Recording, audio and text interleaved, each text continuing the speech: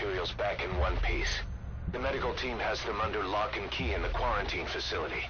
The materials should help their research into the vocal cord parasites. Cypher won't be getting their hands on them now.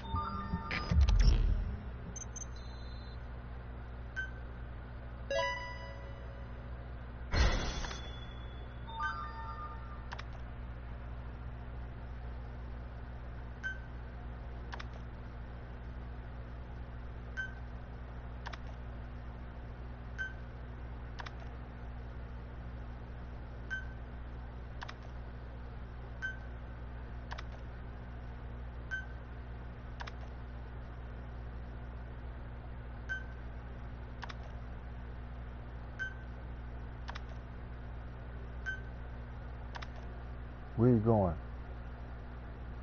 You better come back.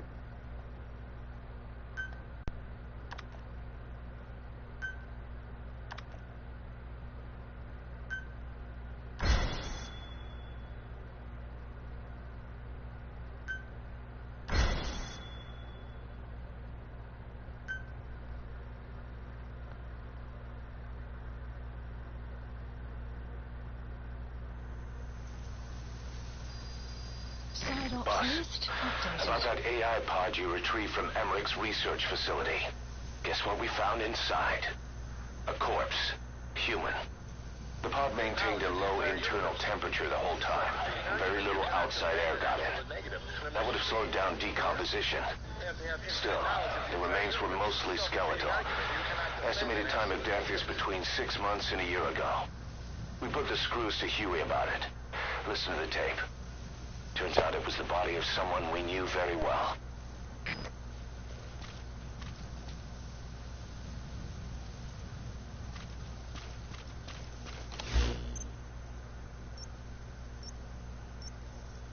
Marker placed.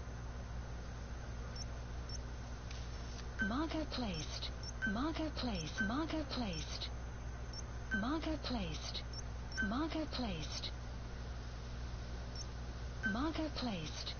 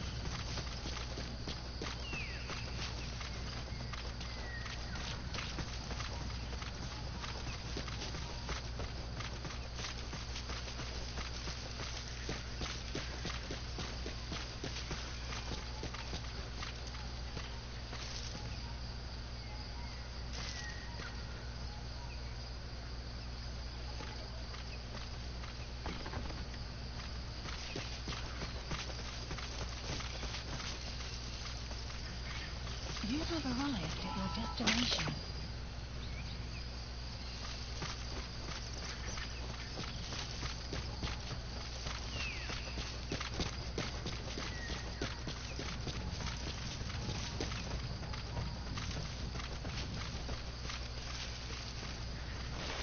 You have arrived at your destination.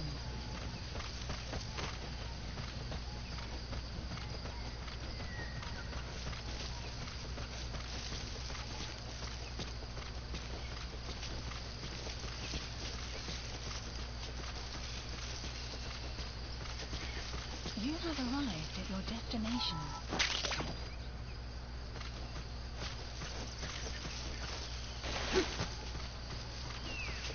Enemy presence detected.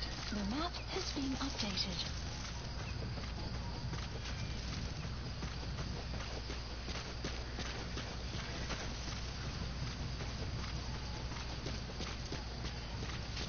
You have arrived at your destination.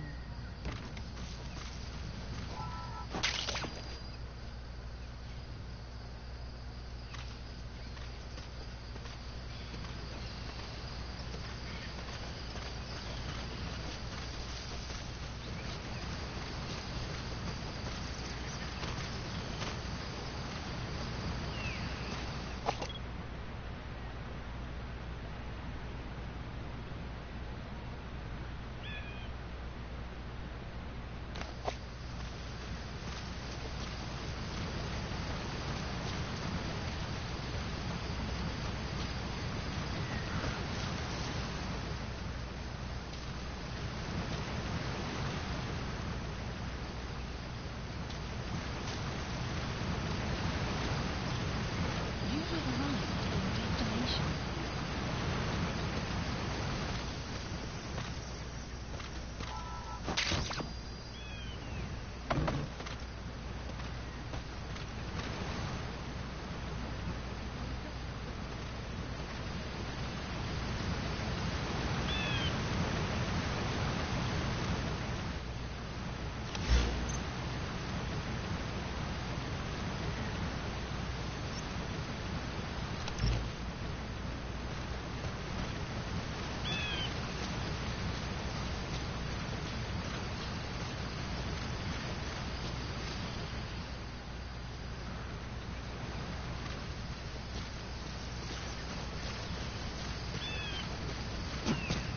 Caution, rain approaching.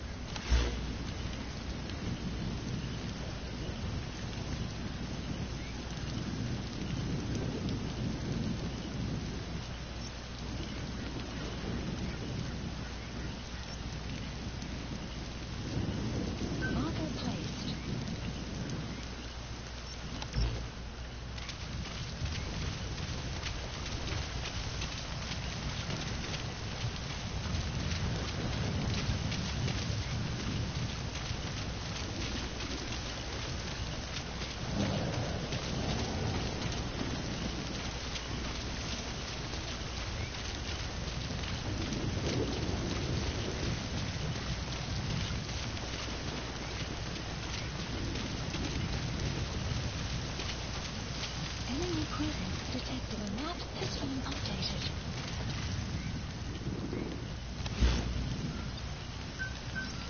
Police supplies requested. Enemy presence detected. The map has been updated. Supply drop complete.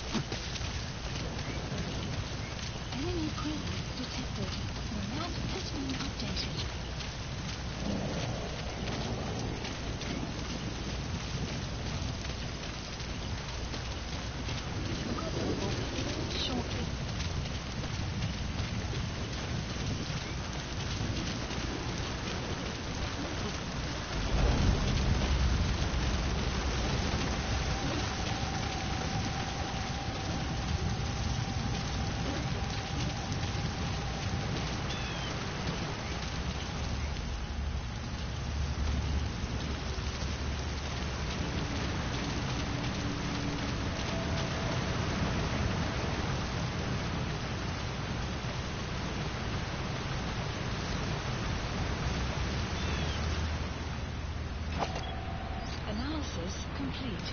Sun will set shortly. Analysis enemy presence detected. The map has been updated.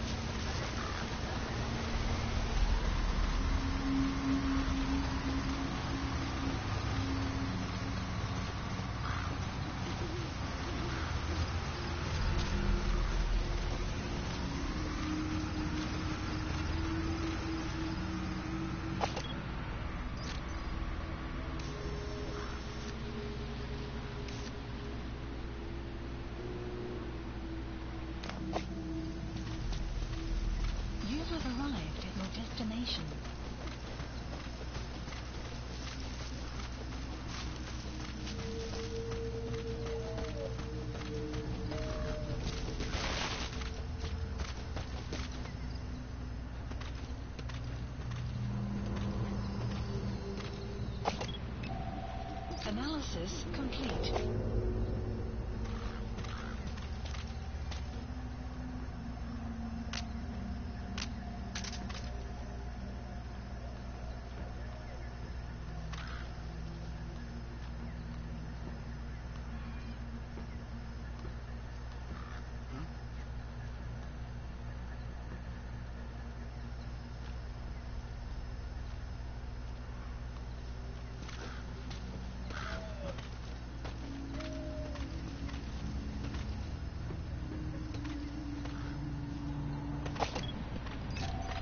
Analysis complete.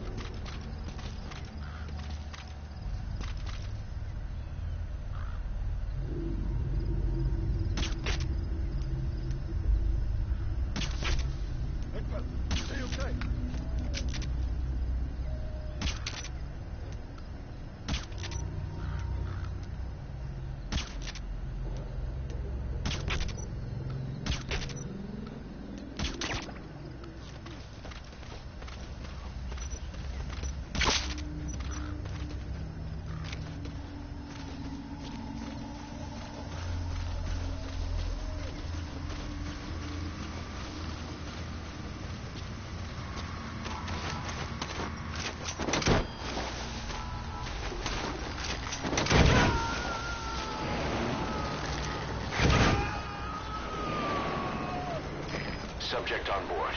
Leave the rest to us.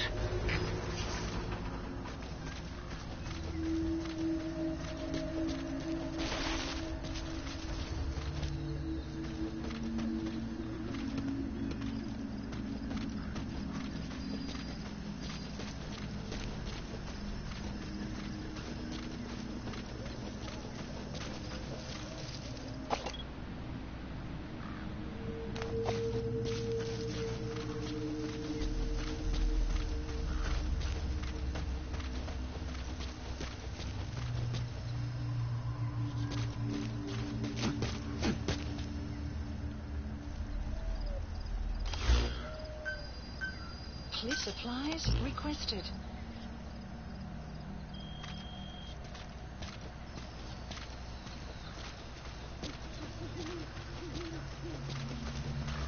Supply drop complete.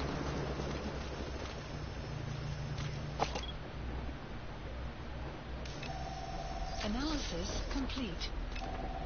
Analysis complete.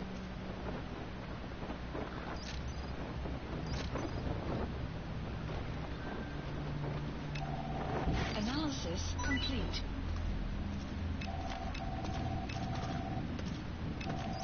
Analysis complete. Analysis complete. Strike requested. Please remain clear of the strike zone.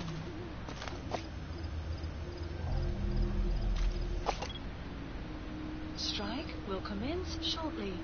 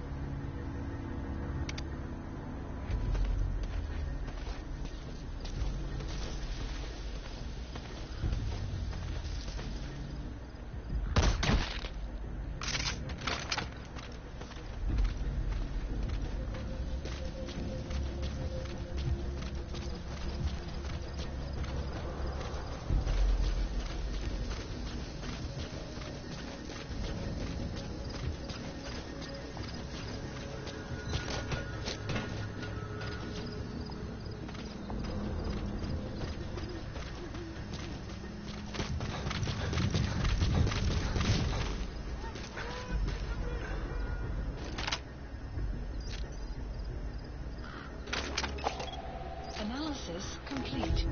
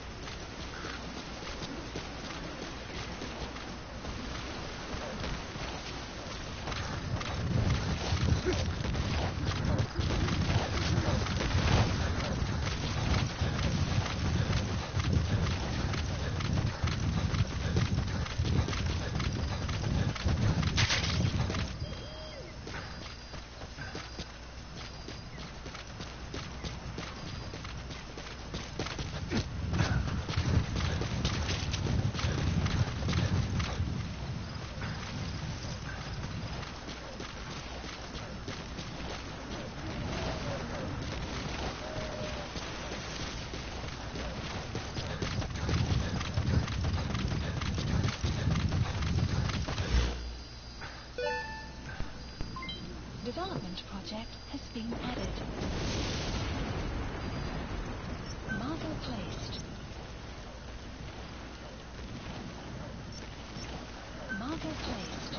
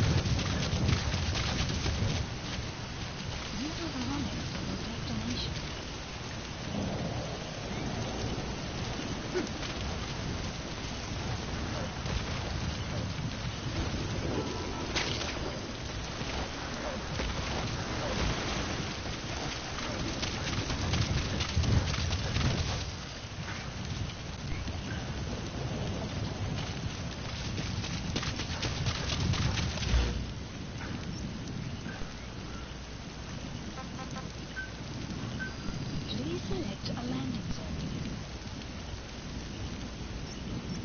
Support helicopter Roger. requested.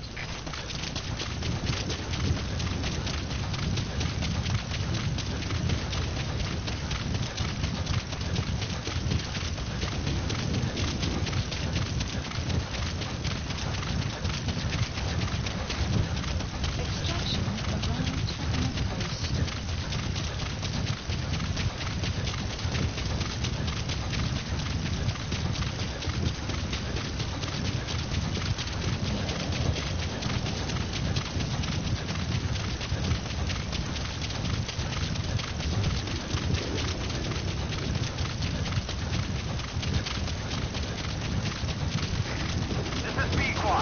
Arriving shortly at LZ.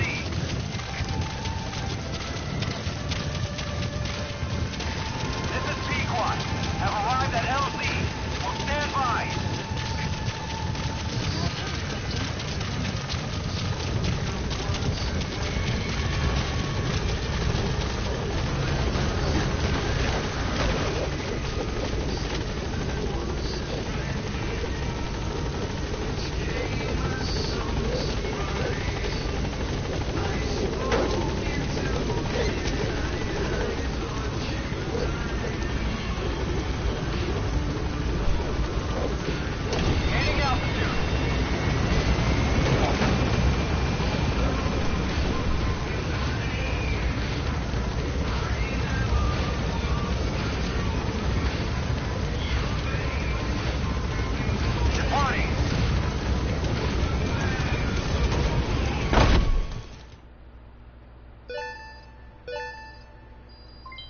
Development project has been added.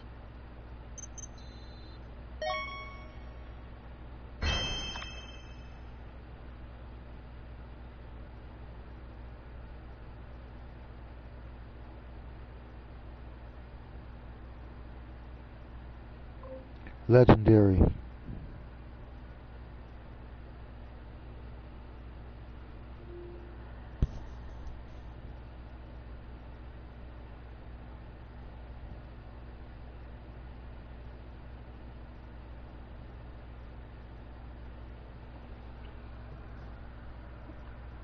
While Trump cuts taxes for billionaires, Kamala Harris will cut them for you. Under my plan, more than 100 million Americans will get a tax cut, letting you keep more of your hard-earned money. FFPAC is responsible for the content of this ad.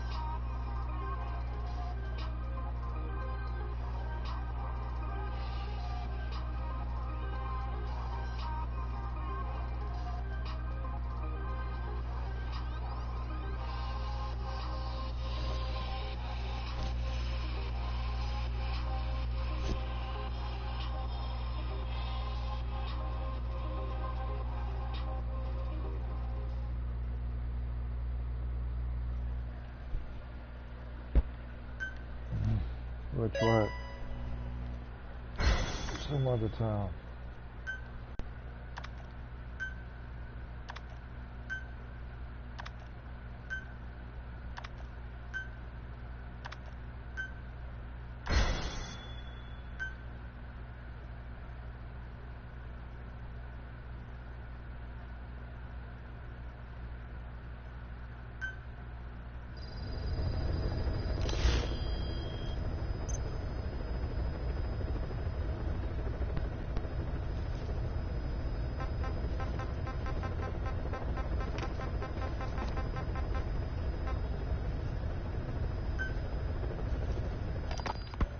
Fine. Yes, Strangelove was doing AI research in that lab. Why hide that until now? Okay, so what? I wasn't working alone. You've got to understand. You do understand, right? No. I didn't want to drag her into this. It's my load to bear, alone. So you didn't create the AI intended to drive Sahelanthropus. It was Strangelove. Skullface was never in favor of AI control. So...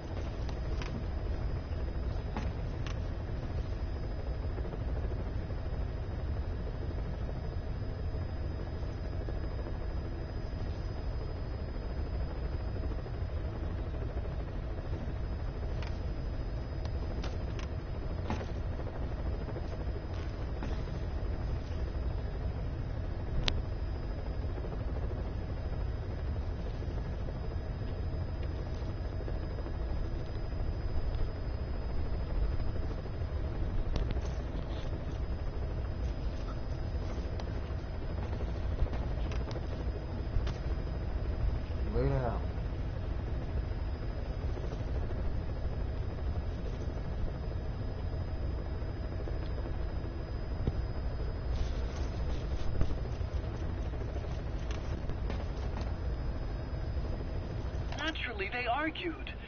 Strangelove, she got him angry, and he killed her. How? You didn't see it? So you found her inside that pod after the fact. And you just left her body to rot in there. Or perhaps you put her in there afterward. I asked him not to take her away from me. So she was killed by Skullface, but you asked nicely, and he put her body in the AI pod for you? That's right. Pathetic. You know, we have another idea. That you killed her. What, me? I couldn't kill her. You killed her and locked her body in the pod. I wouldn't. Don't treat me like one of you. I can't just kill anyone whenever I feel like it. I'm a normal human being. Oh, I see. So you just shut her inside and waited for her to die. I would never do that. What, you mean she killed herself?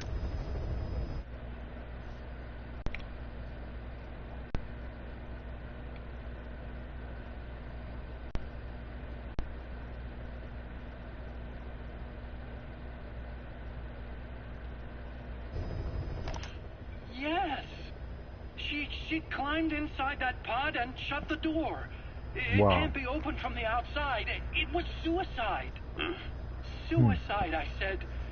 She killed herself. She Wait got a in minute. when I wasn't looking and He just suffocated. said he killed them. She'd often try to do things like that. Okay. By the time I realized and opened the door, she wasn't breathing. I got scared and shut the pod again. I couldn't bring myself to open it back up. That's right. Me? Kill her? What is wrong with you? I see. Just tell me one more thing. Haven't you gotten enough today? Okay, I see it's a painful memory. You don't have to answer, just listen to the question. You see, we examined her remains. She had a scar on her lower abdomen, a surgical scar. It had been stitched up and had fully healed, meaning it was long before her death. She had a child, didn't she? Your child. Where's the kid? How should I know? So there is a child. I've never seen his face. What do you That's take right. us for? They took it all.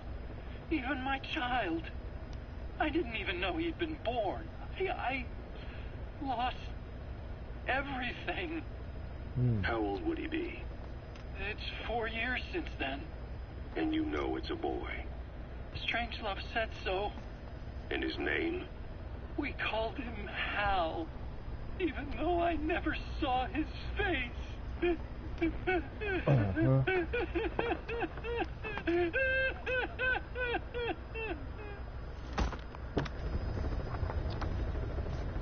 Wow.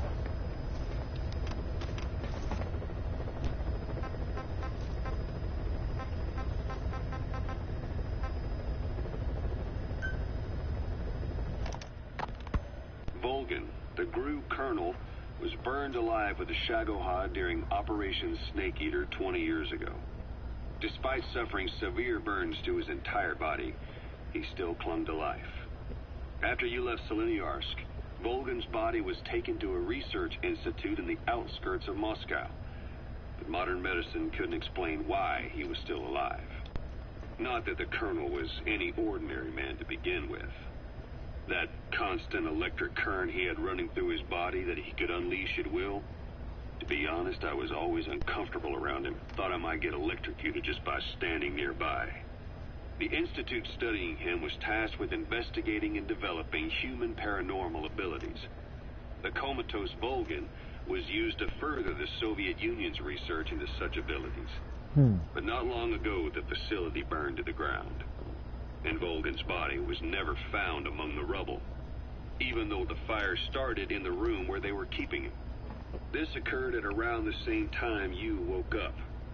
If Skullface was right, and a thirst for revenge can turn a man into a demon and keep the dead alive, And this man on fire who's been coming after us ever since you woke up?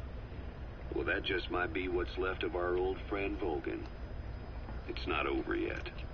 Back in '64, in Seleniuarsk, you brought his plans for a utopia down in flames.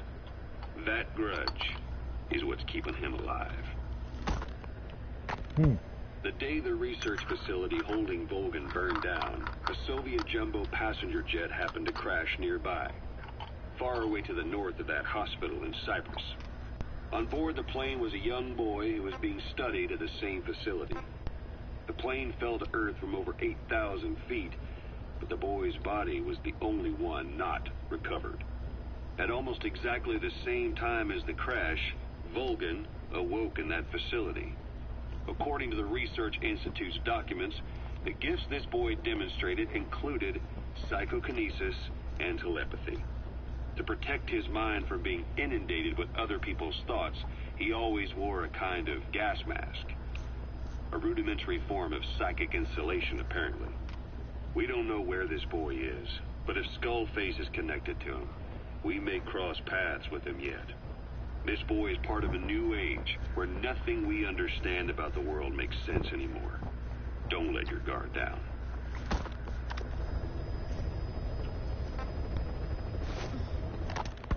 The day the research facility holding Volgan burned down, a Soviet jumbo passenger jet happened to crash nearby, far away to the north of that hospital in Cyprus. On board the plane was a young boy who was being studied at the same facility. The plane fell to earth from over 8,000 feet, but the boy's body was the only one not recovered. At almost exactly the same time as the crash, Volgan awoke in that facility. So what were they doing at Nzoya Badiabalu, that facility with all the people laid out in rows? The abandoned factory Shivani was held in. It is precisely as you guessed. Black Anna was coding languages into the vocal cord parasites. They infected the subjects with the parasites, then made an incision in the throat to expose the vocal cords. That allowed them to play recordings of a desired language directly to the parasites. And the parasites learned the languages that way. That's some teaching method. I just don't get how a bunch of bugs had the brain power for it. They don't. Do not judge them by human standards. They do not learn as a function of intellect.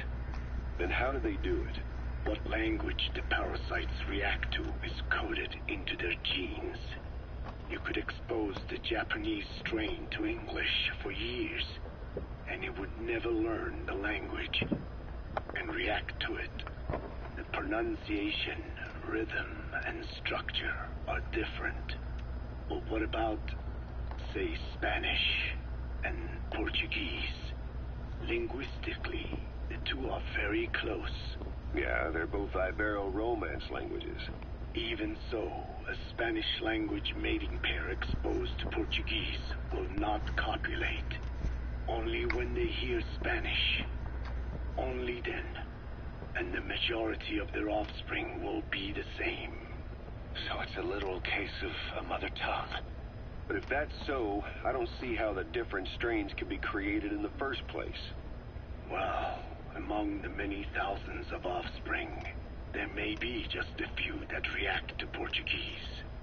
You're talking about mutations. Correct. Playing the tapes helps to identify the mutant strains. Those specimens are then isolated and bred with one another. From their children, specimens that react more strongly to Portuguese can again be selected and bred. Repeating this process creates a strain that reacts solely to Portuguese and never to Spanish. Mutation and selection. No different to breeding roses. So you kept increasing the change over the generations, adapting them to languages from all over the world. Must have taken a hell of a lot of patience. More like patience. Just how many died for this? There's something I still don't get. In order to tell which larvae will react to Portuguese, you'd have to let them develop and then see which copulate. That means you'd need tens of thousands of guinea pigs. There's no way you could do that in a facility that small. For normal selective breeding methods, you would be right. But there is a more effective selection method when training the vocal cord parasites. What is it? Go on. It is not only when mating that the parasites listen for language. Shortly before hatching, larvae display markedly increased activity in reaction to particular language. The active eggs can be identified under a black light. So the eggs that react to Portuguese are selectively placed in the throats of subjects. So you see, narrowing down strains that react to the target language is an effective process. Though I'm sure that even so, many lost their lives to create the various strains. Taken against their will into that dungeon. There are two reasons for playing the tapes for the parasites. One, to isolate the eggs that respond to the target language. And two, to cause the specimens raised from the selected eggs to mate. I get how the system works. But why do they respond to language before they even hatch? It's not like they can mate from inside an egg. It is because the larvae learn the language before hatching. You mentioned that what language the parasites respond to is hard-coded into their genes, and that they don't have the brain power to actually learn a language. But then you say that the larvae at Nzoia Badia Buru were learning the languages in the egg. Your story doesn't add up. Your country is home to a unique songbird. The Japanese bush warbler. Sure, what of it? What a beautiful call it has. But no bush warbler can sing it perfectly at the start. As chicks, they can barely chirp at all. They must learn from their parents and other adult birds. Only then can they sing properly and attract females. So naturally, there are individual differences in each bird's call. Though they start on the same footing, each bird is influenced by its teachers. And the parasites are the same? Like the birds, the parasites have a genetic predisposition towards a particular language. But while in the egg, the larvae's ears are tweaked by listening to the voice of the host. This tweaking ensures that the grown parasites will react better to the host's speech pattern. Why would they have an ability like that?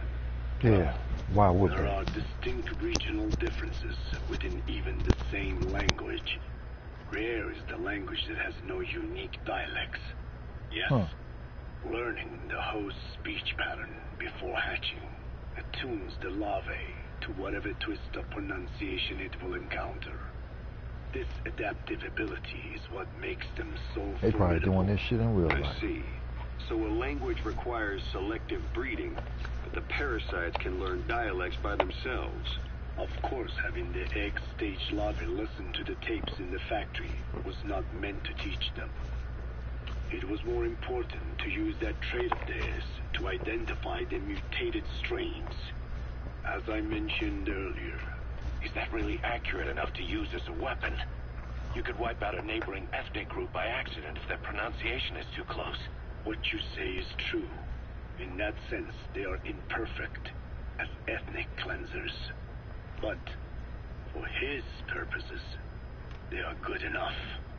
His objective was not to exterminate any one ethnic group, but to render the world's lingua franca, English, inert.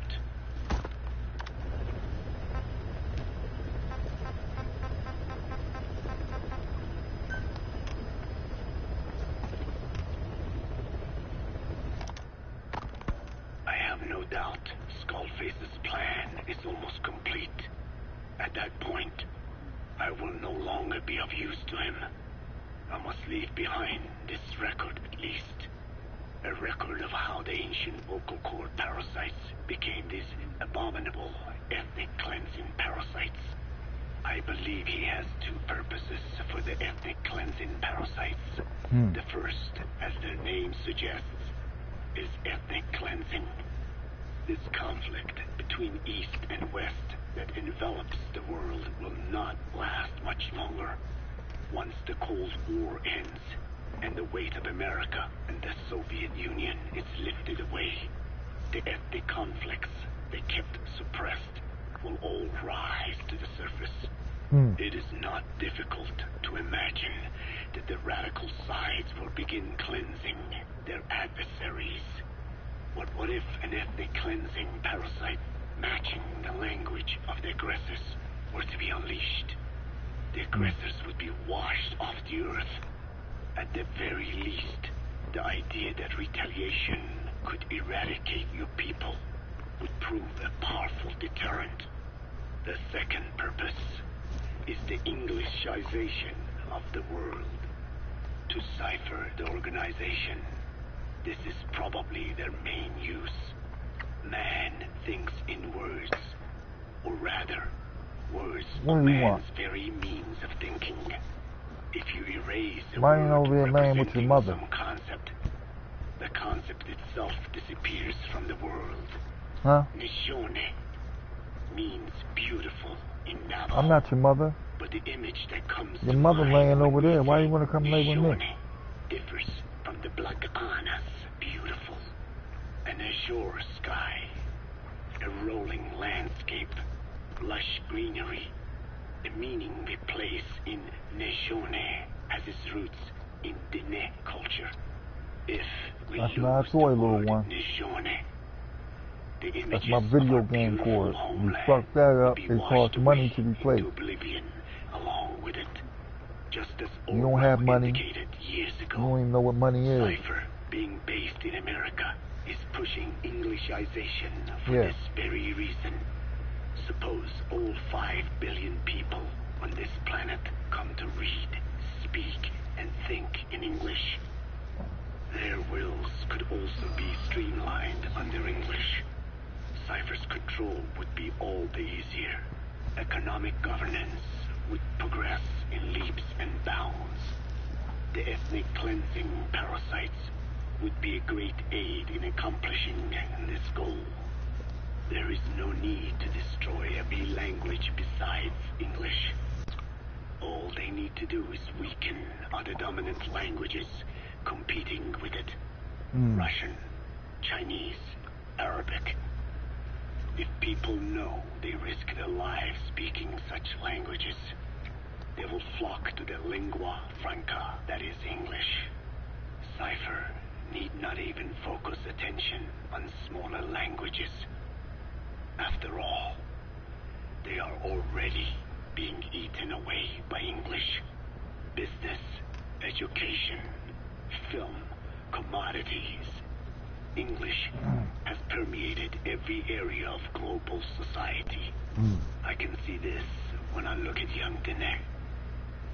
Some of them have already lost their grasp of the Navajo language. It is said that over 2,000 languages of the world are facing extinction. This very moment, cultural concepts and forms of expression are disappearing forever. The spread of electronic networks gives greater meaning to Englishization. Networks have no national borders. By basing them on a single language, they can penetrate deeper into and between people. That basic point of unity provides the ideal environment for someone who aims to control people's wills. But how does this differ from building the Tower of Babel? The ethnic cleansing parasites attempt to rob man of his words. Such irony. It was the vocal cord parasites that gave words to him in the first place. Ancient man had no language, unable to produce complex sounds due to the structure of the throat. He could communicate only through simple vocalizations and gestures. Then the vocal cord parasites infected his larynx. Man's transition to walking upright did not gift him solely with intelligence, talk back, but also with his voice. the time, the vocal cord parasites never harmed man. They merely took a small measure of nourishment. In fact, you could call it a symbiotic relationship. Some animal species use particular vocalization patterns to attract a female and reproduce. Songbirds, certain insects, and also the vocal cord parasites. The difference is that the parasites themselves did not produce sounds. Rather, they had their hosts, man, do it for them. Once secure on the human host vocal cords, a male vocal cord parasite caused the host to produce a certain sound pattern, something like a warble of a bird. Meanwhile, females parasitizing other host pharynxes need only wait. Upon hearing the sound pattern of an attractive mate, they would manipulate their hosts into making contact with the person it came from. The female traveled through his host's saliva to the other host's vocal cords, where the male was waiting, and the pair copulated. We can only imagine how the female manipulated his host, but it was probably through smell. Smells traveled directly to the limbic system via the olfactory cilia in the nasal cavity. Volatile compounds released by the female would stimulate the limbic system, which controls instincts, making the host feel amorous. This kind of sexual selection naturally led to competition between the male parasites. Males that had their hosts produce sounds perceived by females as more attractive succeeded in copulating and producing offspring. Evolutionary traits caused by sexual selection are curious. The peacock's feathers, the mannequin's dance, the firefly's luminescence pattern. Even with courtship behaviors that are not advantageous to survival, those individuals that excel in them produce offspring, and it escalates with each generation. The same was true of the vocal cord parasites. Courtship vocalization rhythms and intonations became more sophisticated, and in order for man to produce such sounds, they had to alter his vocal organs. By lowering the position of the larynx and developing resonating chambers, they enabled more complex pronunciations. But that was not all. The vocal cord parasites activated a transcription factor that would later control man's language ability. A protein that, due to its appearance, is called forkhead box protein P2, or FOXP2. Activating this transcription factor led to the development of brain function capable of creating sophisticated frequency changes. This was the pinnacle of the vocal cord parasite's prosperity. However, this sophisticated pronunciation control was too useful for man to ignore. Once human sexual activity ceased to be only seasonal, and having lost pigment-based sexual characteristics, distinctive vocalizations became the most effective means for humans to attract mates as well. Combined with logic pathways hardwired into the brain, or universal grammar, it was not long before advanced communication was possible. This was the birth of language. Luckily for man, it was around this time that a particular retrovirus was circulating. While not lethal, it infected not only man, but the vocal cord parasites as well. It is presumed that this virus removed part of the parasite's DNA and reverse transcribed it into man's reproductive cells. It was a vector. Among the genes it transcribed were the ones responsible for the production of language. The vocal cord parasite's vocalization genes were written into the human genome. The parasites were no longer of any use to man now. Man could use his voice as he pleased, when he pleased, hindering the parasites' courtship vocalizations. Having lost their opportunity to reproduce, the parasites died out, leaving behind only the transcribed genes. The vocal cord parasites were once in symbiosis with man.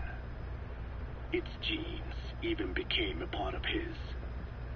Humans and parasites are extremely close. As such, it will be extremely difficult for man's immune system to eliminate the vocal cord parasites.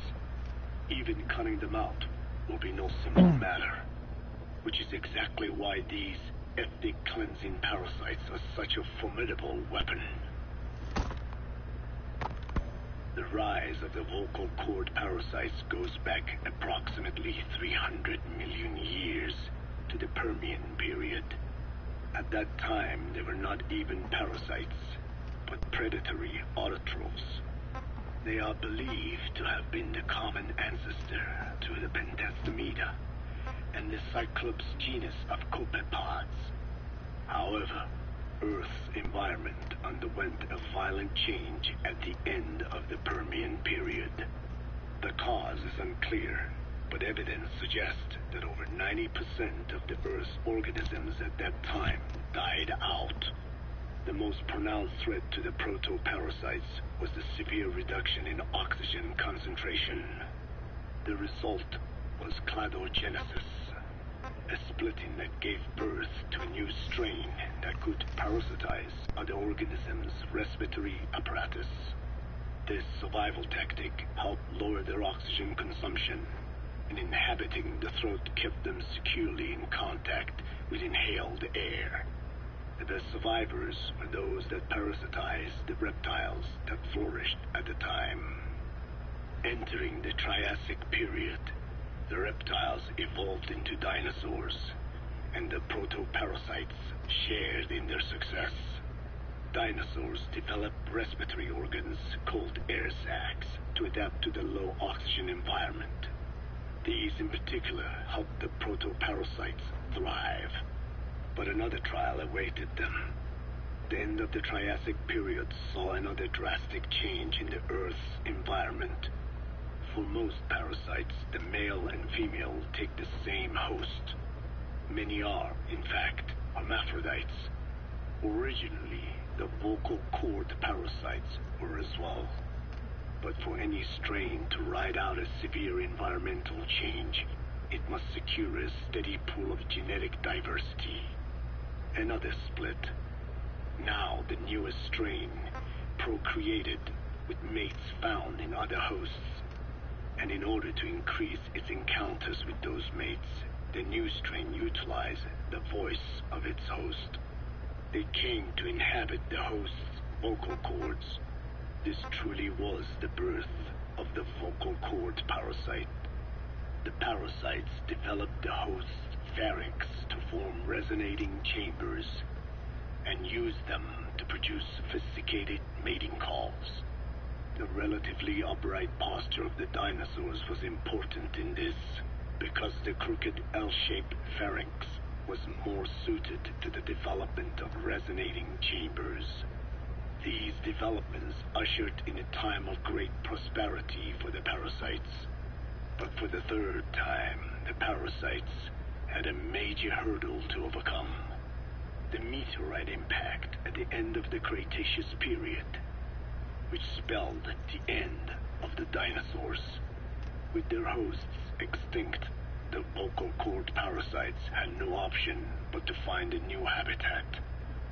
Birds. As genetic successors to the dinosaurs, with functioning air sac apparatus already in place, birds were the perfect choice. But the parasites could not survive in birds that flew at high altitudes with thinner air, so they parasitized ground-dwelling birds and altered their respiratory system for the sake of reproduction. They gave the birds the means to produce sophisticated sounds. The syrinx responsible for chirping. This is the proof that points to activation of FOXP2 in songbirds as well as humans. The Cenozoic era began with a rise in oxygen concentration concentration, which help mammals to evolve and increase in size. The parasites then shifted to humans as a more effective host.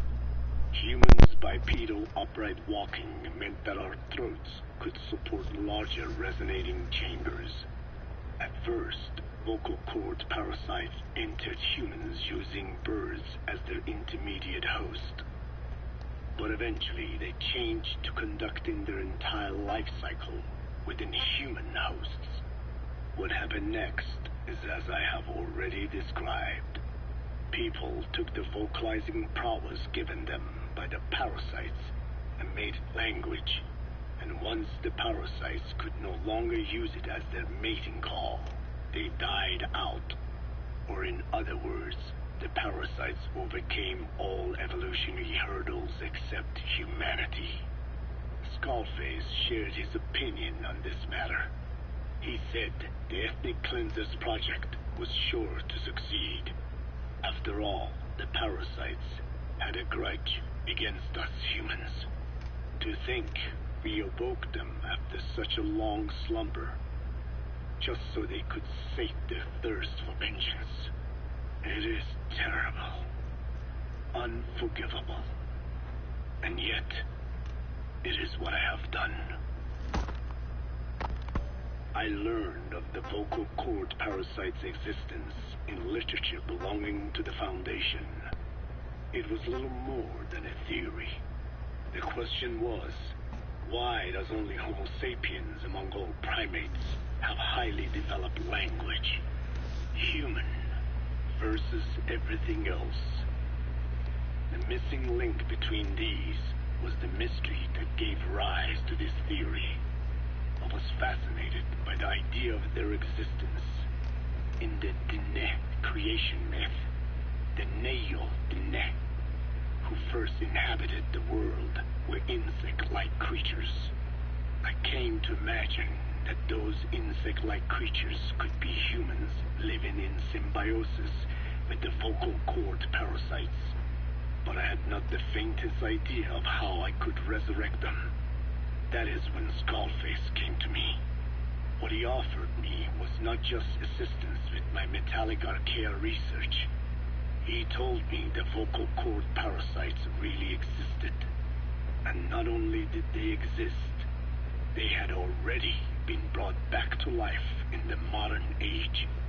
An ancient human cadaver, host to the parasites of the time. Cypher excavated such a cadaver from a permafrost region and isolated the DNA coding of the vocal cord parasites. Naturally, they were long dead and could not be brought back, but there was an alternate vessel they could use. The relative species of the Pentastomida discovered in China. It had adapted to live in the nasal cavity of animal hosts, but its genetic sequence showed signs of common ancestry with the vocal cord parasites.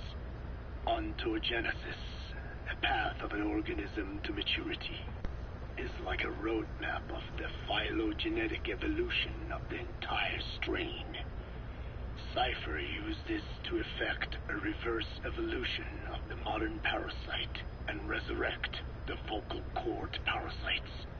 They interposed a developmental mechanism to the ontogenetic stage analogous to when the relative species first appeared, the point at which it split from the vocal cord parasites, forcing its evolution down the other path, the vocal cord parasite path. The larvae is produced by the vocal cord parasites, reborn. I do not know in detail how Cypher accomplished this, but clearly they have access to high-level genetic technology. Skullface said it was the work of a genius woman scientist, and that the relative species in question was first discovered by a group once called the Philosophers. I was tasked with modifying the resurrected parasites. He charged me with 2 demands. First, to add lethality to these organisms that had once lived in peace with man. By unleashing the larvae's latent desire to consume nutrients from the host's lung tissue, making them eat and eat until the lungs were destroyed. Second, to have both male and female inhabit the same host and copulate then and there, only when exposed to specific pronunciations continuously over an extended time. What he would do to the Dene if I failed. I had no choice. Originally, the ultimate objective of the ethnic cleansing parasite project was the identification of not only languages, but of actual cultures. Language is deeply connected to ethnicity, but many languages are employed by multiple ethnic groups, and confrontation between those ethnic groups is by no means rare. If the cleanser parasites were to be a deterrent against ethnic conflict, they had to distinguish between groups using means other than pure language. The original plan called for this to be achieved by differences in the transmission vector. Each ethnic group has different lifestyle customs and eating habits. For instance, parasites living in shallow water and taken in through the skin could be used to target rice farming groups, or parasites using cows as their intermediate host would be ineffective against cultures that abstain from eating beef. But that is a lofty goal indeed. The current parasites mainly rely on droplet transmission. It would take extensive time to alter the transmission route. I eventually learned that the Ethnic Cleansers project had been shut down. It was Skullface who put it back into operation. But despite that, he told me to forget about the transmission route and just focus on language identification. I do not know why. I understand that the Chinese philosophers who discovered the relative species of parasite originally planned to develop a phonogrammic Alexia parasite. The left temporoparietal region is home to the part of the brain that identifies the phonetic symbols of the English language. They wished to create a strain that would parasitize that region and suppress its literacy functions. The brain area responsible for identifying the logographs of Chinese, meanwhile, is in the left middle frontal gyrus, meaning that even if native speakers of Chinese were infected with the parasite, the literacy would be unaffected. Old and new, east and west, there is no limit to the delusions of those in power. But this delusion threatens to become a reality. I have to do something to stop this. There must be something I can do.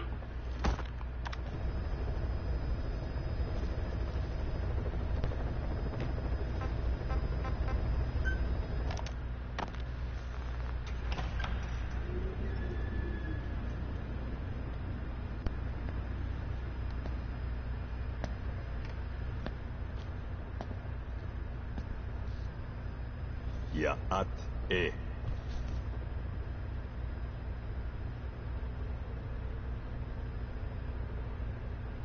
You disappoint me. Have you forgotten my face? Leave me be.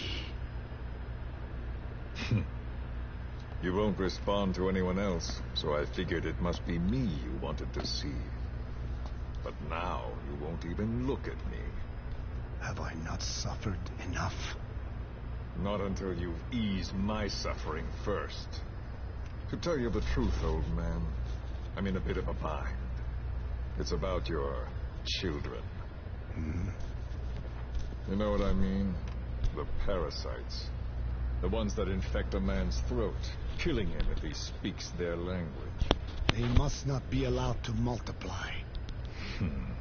You are allowed to live only in order to help me. But you don't want to, do you? So why not choose death instead? Because you want to protect the Diné and their land from me. That's your purpose, isn't it? Don't lose sight of that now. It's in your interest to cooperate. Because if you don't... Madness. The parasites can't detect your people's tongue. So I'll just have to resort to more heavy-handed means. I have the greatest respect for your people. I would rather avoid such a thing, but we don't always get our way. I was born a tiny mote in a mighty tempest, and until those winds abate, all I can choose is how to act when they blow me this way or that. Tell me, Code Talker, what happens to a man infected with a pair of your parasites? Can they be removed? Can the full-blown symptoms be prevented? It is impossible to remove the parasites alone. They have too close an affinity with humans. Then how do you stop the symptoms from developing? All right. I was hoping for an answer now, but perhaps you just need a little more time. I'll be back soon. I've set up shop, not far from here. We'll be seeing a lot more of each other. If you are close by, then it is almost complete. We're in the final phases. All that's left is to see if I can actually disable a nuke, with the help of your metallic archaea. Once that's done, I won't have to return here again, and your suffering will end, as will your people's. We're almost finished, Code Talker, each in our own way. My only regret will be not finishing you. There's nothing stopping you. I'm only alive because you want me that way. Ridiculous. As you wish. My regret is this misunderstanding between us. You and I, our goal is the same. We should be working together. A symbiosis. You do not know my mind. I simply want the Diné bloodline to endure. Really now? You're just another mote in the storm. How you react to all the slings and arrows, that's what counts. That's why you call those squirming monsters your children. What I have done is forbidden. Forgive me, all of you. The world should be left the way it is. You of all men should know that.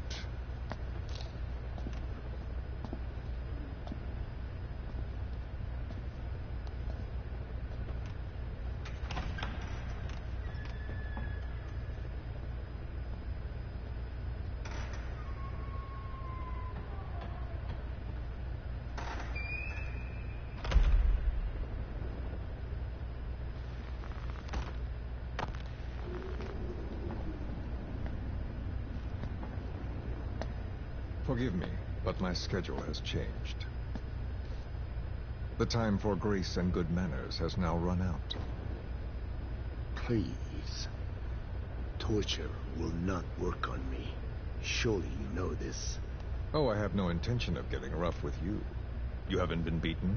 Your hands aren't even tied. Just like me, you live in symbiosis with countless parasites. What wounds I might inflict, they'll patch right up. You might feel considerable pain, but I've no doubt you can withstand it. Then what do you plan on doing? I have a soldier standing outside. Nothing special about him, except that he always obeys. I have given him one instruction. Whenever I ring this bell, he passes on a message for me. That message is simply, go. What is this? After that, though, it gets complicated. The message will arrive at a room, a little bigger than this one, Nothing special. Some of your people are in this room, surrounded by my men. Enough of this. They pick them at random. No regard for age, gender. In that, I suppose, they're different from you. Not as discriminating. They tied them up, one by one, blindfolded them. We had to maintain order, you understand? You bastard. Go. When they hear that, my men will pick one of your people and infect them with a parasite. Your parasite. It won't work on my people. True.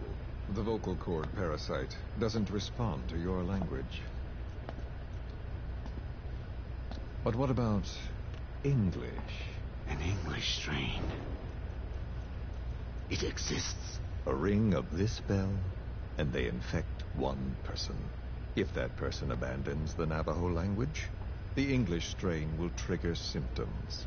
You monster. So, it's quite simple.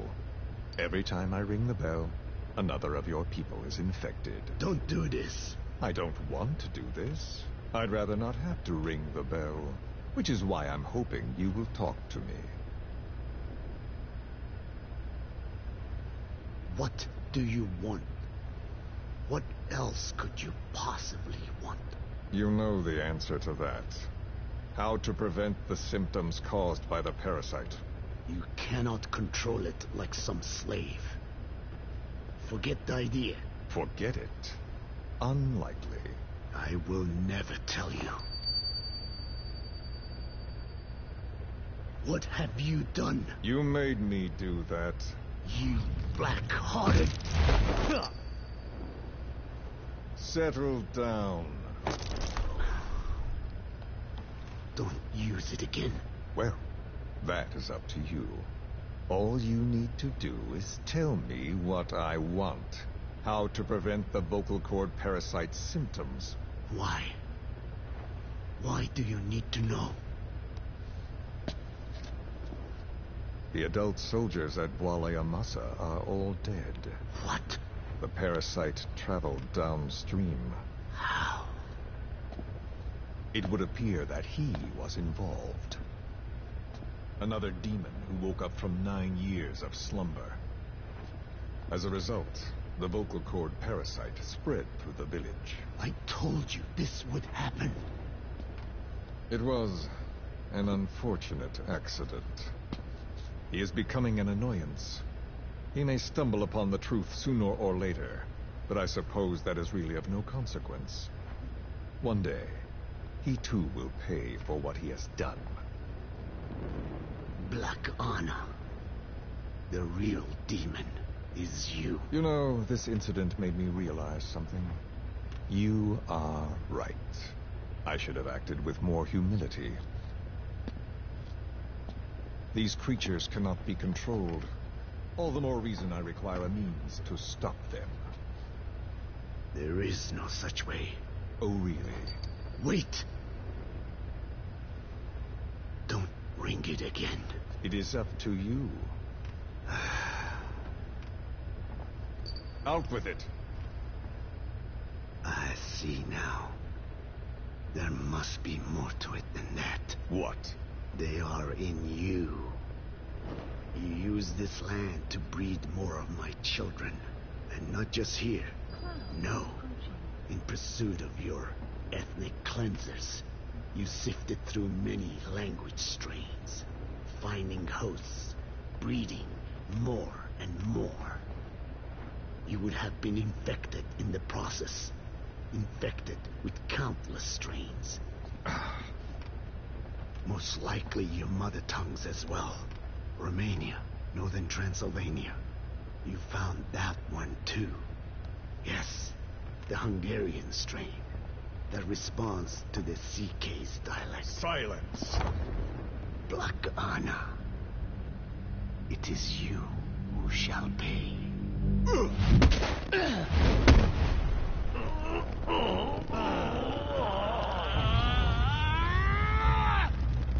Is this your retaliation, old man?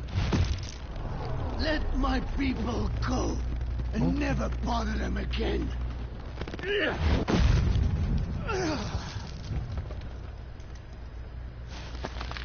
You heard me. What now? What? No! What are you doing? I am not afraid. I probably have every language strain inside of me. Meaning all the world's languages are already lost to me. But that suits me fine. If need be, I myself can produce whatever strain is needed. And that means nothing to you. If you are infected, you can never again speak your mother tongue. Otherwise, you will die. As will every one of your countrymen. A few words here and there won't trigger the symptoms. And besides, the time is not yet right to show this face in my homeland. Not until my revenge is complete. Now... Stop! We're out of time. I have to get going. Well... No!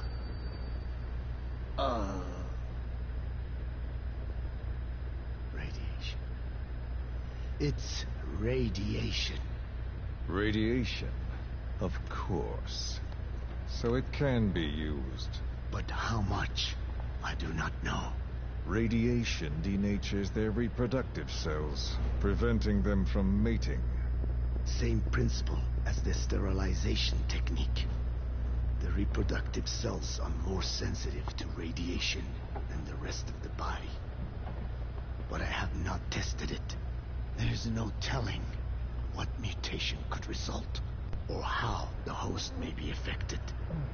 Not to mention what could happen if this is done post-infection. I don't care. This plan goes into action now. As long as it works, the details can wait. You wouldn't be lying to me, of course, old man. I can guarantee nothing. I owe you my life. My body has been burned on countless occasions, but it survives, thanks to your children. That is why I trust you. Then do not repeat my mistake. What's that? In the West, it is said that the Word became flesh and dwelt among us. In the East, it is said the man of flesh brings spiritual power to words. The people knew back then that these creatures carry the gospel. They do not belong in our hands. They must not be touched. How enlightening. I'll remember that. Consider this my thanks. What are you? Catch. No!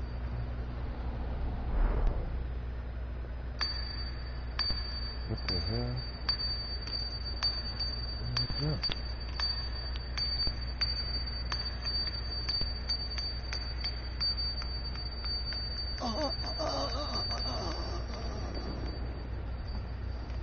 Well then, I'm afraid it really is goodbye this time, Code Talker.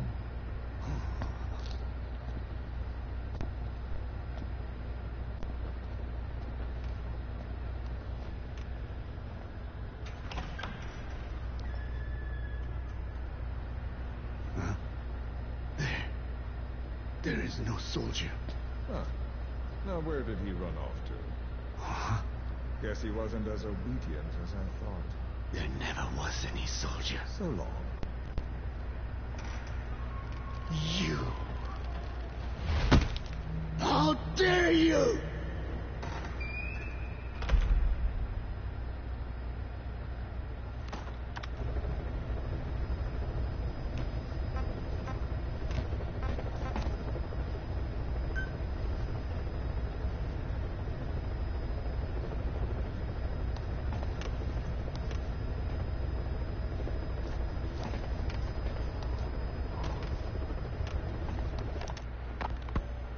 I hope you bought a better hamburger this time, Kazuhira. Right. Well, The last one was lacking in every way. The patty was too thin, the bun too dry, and the lettuce days old at best. Hey, that was 100% all beef patty, and no shortening in the bun either. Nature's blessings, unadulterated, in hamburger form. Is that it?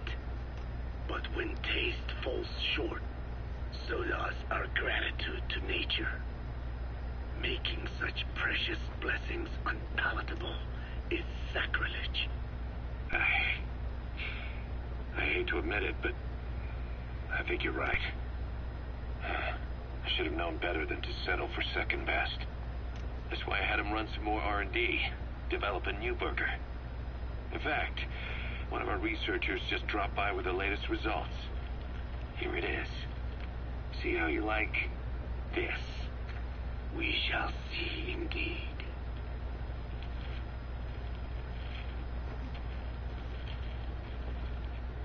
I thank you for this bounty, Mother Earth.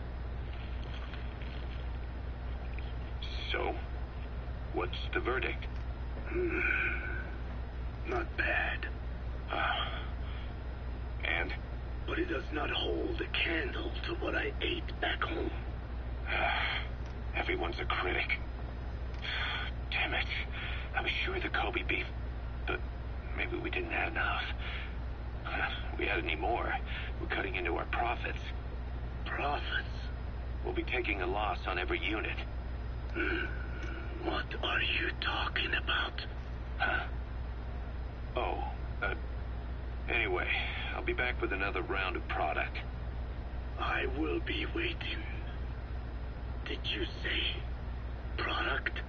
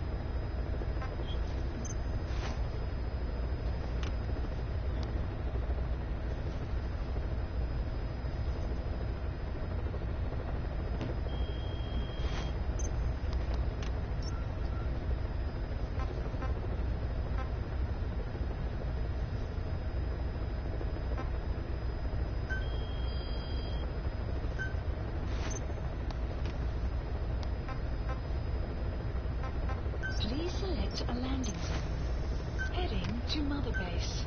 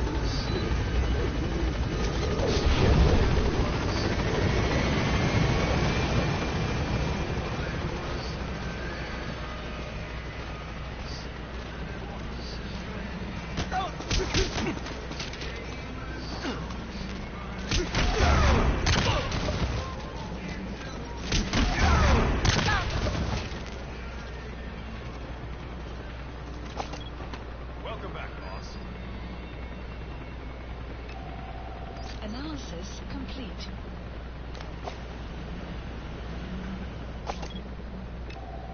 Analysis complete.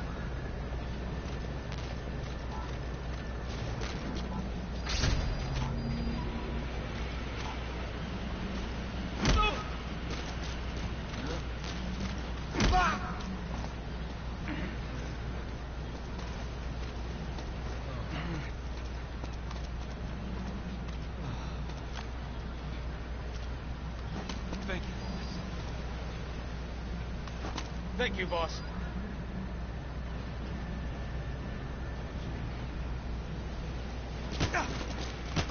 Boss!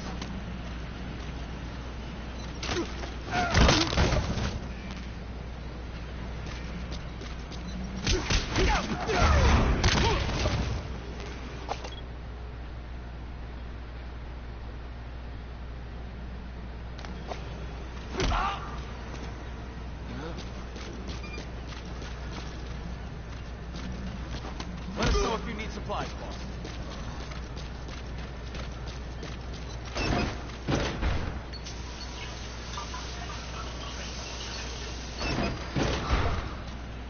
Weather will clear shortly.